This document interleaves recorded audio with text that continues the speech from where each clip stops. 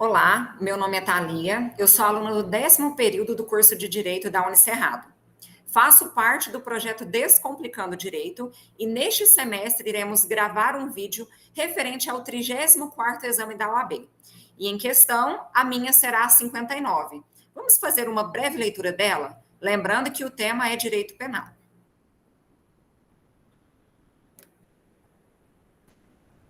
Vamos a ela.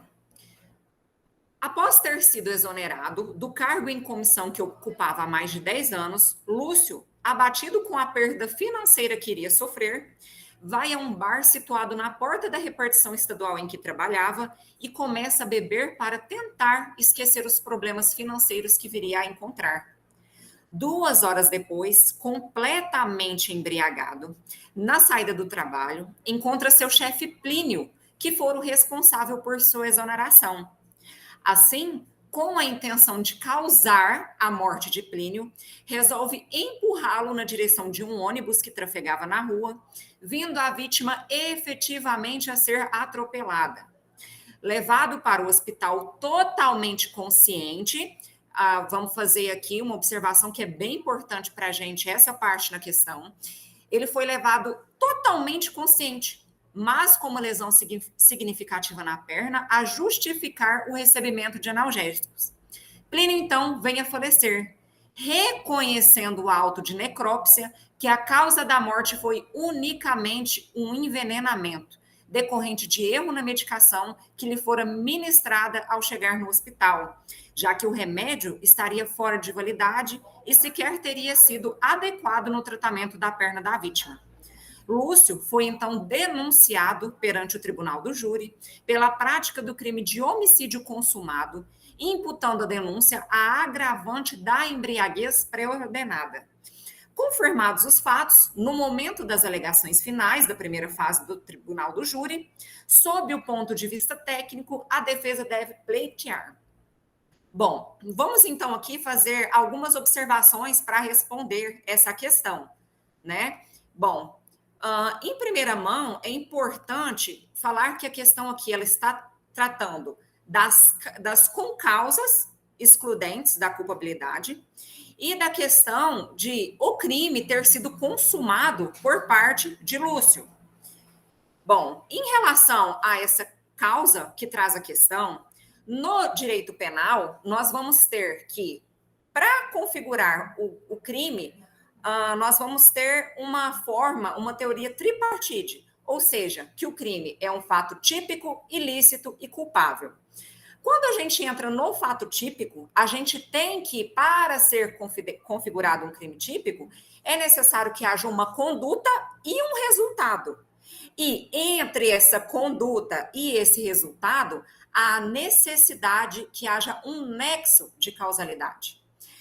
Para que haja a responsabilidade penal, portanto, é necessário que a conduta do agente seja a causa relevante do resultado.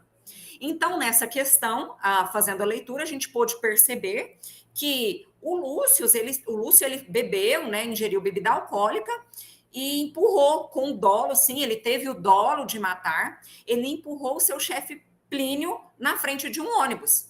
Ok. Porém, Plínio foi levado ao hospital e como eu fiz um adendo que é muito importante, que ele foi consciente, vamos analisar se há um nexo de causalidade. No direito penal, para explicar a causalidade de um crime, a gente tem as causas supervenientes, que podem ser uma causa superveniente absolutamente independente e uma causa superveniente relativamente independente. Lúcio, se a gente for a gente fazendo a leitura da questão, se encaixa numa causa superveniente relativamente independente. Ou seja, o Lúcio, sim, ele empurrou com a intenção de matar Plínio na frente do ônibus. Entretanto, a relação de morte de Plínio foi relativamente dependente com a conduta de Lúcio. Uma vez que se o Lúcio não tivesse empurrado ele na frente do ônibus, a gente não teria que falar, ele não teria ido para o hospital, consequentemente não teria que receber os medicamentos e, consequentemente, não teria morrido. Por isso que o Código Penal traz essa teoria de uma causa relativamente dependente. E a previsão está no artigo 13, parágrafo 1º do Código Penal, o qual traz que quando ocorre uma causa superveniente independente, o agente vai responder somente pelos atos já praticados. Voltando à questão, quando a gente fala que que o Lúcio, ele empurrou e teve, na questão deixa claro, vamos lá, ó, com a intenção de causar a morte de Plínio, ou seja, ele quis, houve o ânimos necandi, houve o dolo de matar. Porém, ele veio a morrer a causa. O resultado não foi devido a ele ter sido jogado em frente ao ônibus. Portanto, nós podemos perceber nisso que há, na verdade, uma tentativa, porque o resultado não pode ser imputado a Lúcio. Vamos lá quanto às questões. A letra A vai abordar que, então, conforme os fatos, no momento das alegações finais da primeira fase do procedimento do júri, sob o ponto de vista técnico. Vamos lá. Aqui ficou claro que deve ser afastado na pronúncia. Não há que se falar numa desclassificação para fora do tribunal do júri, uma vez que houve sim dolo de matar por parte de Lúcio. Porém, não se pode, devido à teoria da causalidade adequada, da teoria causal aplicada no direito penal, não se pode imputar a Lúcio um homicídio consumado, porque a consumação só se decorreu em relação ao veneno. Também, muito importante se faz que Lúcio ele foi, então, pronunciado pela prática de um crime de homicídio consumado, que nós já explicamos o porquê deve ser afastado o consumado e, sim, no máximo, um homicídio tentado. E agora nós também temos na pronúncia que ele teve a agravante da embriaguez pré-ordenada. Também se mostra totalmente fora do contexto. O que vem a ser embriaguez? Conforme dito, para que haja um crime é necessário uma conduta típica, ilícita e culpável.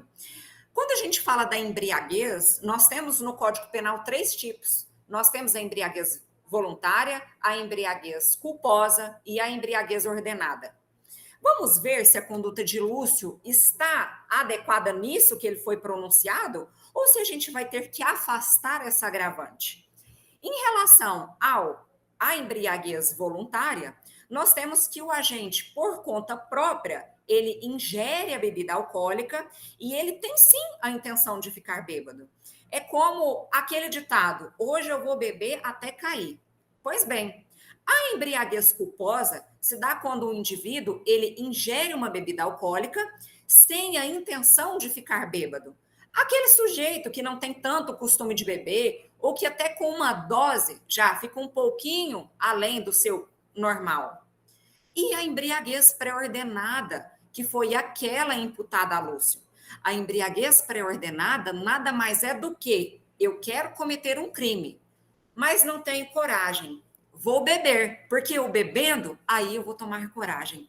Aqui, em algum momento diz que Lúcio se dirigiu a um bar para beber e já com o intuito de matar Plínio? Não. Aqui está claro que Lúcio acabava de ser exonerado de um cargo e que ele foi beber para esquecer. Se a questão trouxesse que Lúcio estava com raiva do seu chefe pela exoneração e que estaria indo beber para cometer um crime, tudo bem, a imputação do aumento de pena pela embriaguez pré-ordenada. Vamos à questão agora, já que esclarecemos o que a questão ela mostra, que é o quê? A questão da embriaguez e a questão se seria sim ou não um crime consumado. Já vimos que teremos que pleitear pela questão de colocar não o homicídio consumado, mas tentado, e afastar a agravante da embriaguez pré-ordenada. Vamos às alternativas e vamos ver qual se encaixa a essas explicações. Questão A. O afastamento da agravante da embriaguez, ainda que adequada à pronúncia pelo crime de homicídio consumado? Bom, tudo bem, o afastamento da embriaguez, mas o final de tal alternativa não procede, porque, como dito, Lúcio apenas responderá pelo ato praticado, e Lúcio, ele vai responder pela tentativa de homicídio.